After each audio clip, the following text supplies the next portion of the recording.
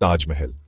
बस नाम सुनते ही दिल में एक अजीब सा एहसास होता है, एक अद्भुत खूबसूरती का एहसास। यमुना नदी के किनारे पर खड़ा ये सफेद संगमरमर का मकबरा सिर्फ एक कब्र नहीं है, ये संगमरमर में लिखी एक कविता है, प्यार का एक गीत है, मुगल बादशाहों की कलाकारी का एक जीता जागता सबूत। इसकी कहानी प्यार और बिछड़ने की है, समर्पण और बलिदान की, एक ऐसी कहानी जो आज भी पूरी दुनिया के लोगों को मोहित करती है। ताजमहल बनावट और संतुलन का एक बेजोड़ नमूना है। इसकी बारीक नक्काशी और विशाल आकार मुगलों के कला प्रेम को दर्शाता है। हर मेहराब, हर मीनार, हर इंच घरे हुए संगमरमर की एक कहानी है। लेकिन सबसे खास कहानी इस शानदार इमारत के दिल में छुपी है, शाहजहां और उनकी प्यारी मुमताज महल की प्रेम कहानी। शाहजहां, पांचवें मुगल बादशाह, अपनी शानदार पसंद और अपनी बेगम मुमताज महल के लिए गहरे प्यार के लिए जाने जाते थे। उनकी प्रेम कहानी एक किंवदंती जैसी है। मुमताज, जिसका मतलब है महल की चुनी हुई, सिर्फ शाहजहां की बेगम ही नहीं बल्कि उनकी सबसे भरोसेमंद सलाहकार और साथी भी थी। सालों की साथ, राजनीतिक सलाह और साझा सपनों ने उनके रिश्ते को और मजबूत बना दिया था। जब मुमताज का बच्चे को जन्म देते समय निधन हो गया तो शाहजहां बहुत दुखी हुए। उन्होंने एक ऐसा मकबरा बनाने की कसम खाई जो उनके प्यार के लिए एक सच्ची श्रद्धांजलि हो, एक ऐसा मकबरा जो उनके प्यार की तरह अमर हो। और इस तरह ताजमहल के सफर की शुरुआत हुई, एक ऐसा सफर जो दुख, प्यार और एक अनोखा मास्टरपीस बनाने की चाह से भरा था। ताजमहल का निर्माण एक बहुत बड़ा काम था जो मुगल साम्राज्य के सपने और महत्वाकांक्षा को दिखाता है। 2 दशकों से भी ज्यादा समय तक हजारों कुशल कारीगरों, वास्तुकारों और मजदूरों ने बिना थके काम किया शाहजहां के सपने को हकीकत में बदलने के लिए। बेहतरीन क्वालिटी के सामान साम्राज्य के कोने कोने से और उससे भी आगे से मंगवाए गए। मकराना से सफेद संगमरमर, पंजाब से जस्पर, चीन से जेड और क्रिस्टल, तिब्बत से फिरोजा। ताजमहल सिर्फ एक इमारत नहीं थी, यह कला का एक संगीत था, उस जमाने के सबसे कुशल कारीगरों के लिए अपनी कला दिखाने का एक कैनवास।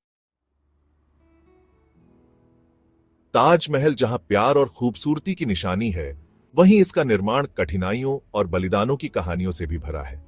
हजारों मजदूर जिनके नाम इतिहास में खो गए, उन्होंने अपनी जिंदगी के कई साल कड़ी धूप में काम करते हुए बिताए, इस इमारत को तराशते, छीलते और चमकाते हुए।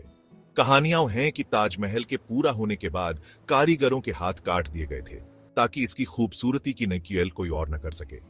हालांकि इन कहानियों की सच्चाई पर बहस होती है, लेकिन यह ताज के निर्माण में शामिल अद्भुत कौशल और समर्पण को दिखाती है और हमें इस अद्भुत इमारत के पीछे की मानवीय कीमत की याद दिलाती है।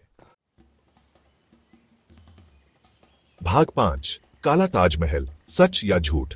ताजमहल से जुड़ी सबसे प्रसिद्ध कहानियों में से एक है शाहजहां का यमुना नदी के उस पार काले संगमरमर में ताजमहल की एक और एनक्यूएल बनाने की योजना।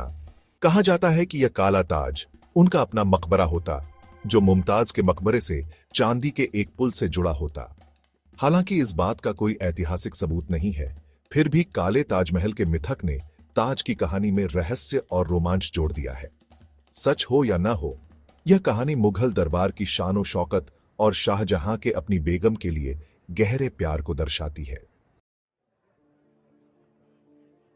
भाग 6, ताजमहल, प्यार और बिछड़ने का एक अमर प्रतीक। ताजमहल आज यूनेस्को की विश्व धरोहर स्थल है जो हर साल लाखों पर्यटकों को आकर्षित करता है। इसकी खासियत यह है कि यह सांस्कृतिक और भौगोलिक सीमाओं से परे है और एक ऐसी भाषा बोलता है जिसे हर कोई समझता है, प्यार, बिछड़ना और यादों की भाषा। ताजमहल हमें याद दिलाता है कि बिछड़ने के बाद भी खूबसूरती बनी रह सकती है। यह मानवीय भावनाओं की ताकत, प्यार की अमरता और कला की समय से परे जाने की क्षमता का प्रतीक है। ताजमहल सिर्फ एक इमारत नहीं है, यह दुहक के बीच भी खूबसूरती बनाने की मानवीय भावना का प्रतीक है। भाग 7, आज का ताजमहल, एक विश्व धरोहर स्थल जो चुनौतियों का सामना कर रहा है। अपनी भव्यता और इसे बचाने के लिए किए जा रहे प्रयासों के बावजूद ताजमहल आज कई चुनौतियों का सामना कर रहा है। प्रदूषण, पर्यावरण का बिगड़ना और पर्यटकों की भारी भीड़ इसके सफेद संगमरमर और नक्काशी के लिए खतरा है। कभी सफेद संगमरमर कुछ जगहों पर पीला पड़ गया है, जो इस शानदार इमारत पर पर्यावरण के प्रभाव को दिखाता है। पर्यटन की जरूरतों के साथ ताजमहल को बचाने के प्रयासों में संतुलन बनाना एक मुश्किल काम है, जिसके लिए आने वाली पीढ़ियों के लिए ताजमहल की खूबसूरती बनाए रखने के लिए सावधानीपूर्वक योजना और टिकाऊ तरीकों की जरूरत है। भाग 8, प्रदूषण और इसका प्रभाव। ताज की खूबसूरती के लिए एक बड़ा खतरा। ताजमहल की खूबसूरती के लिए सबसे बड़ा खतरा वायु प्रदूषण है। आगरा के ऊपर कभी साफ आसमान अक्सर धुंध की एक मोटी परत से ढका रहता है, जो औद्योगिक उत्सर्जन, गाड़ियों के धुएं और खेती में जलाने से होता है। प्रदूषकों का यह जहरीला मिश्रण ताजमहल के संगमरमर के साथ प्रतिक्रिया करता है, जिससे रंग फीका पड़ता है और क्षरण होता है।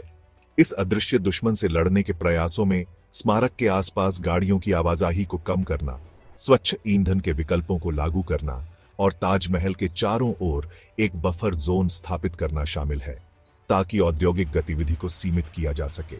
हालांकि आगरा में स्वच्छ हवा के लिए लड़ाई एक सतत प्रयास है, जिसके लिए निरंतर प्रयास और सहयोग की आवश्यकता है।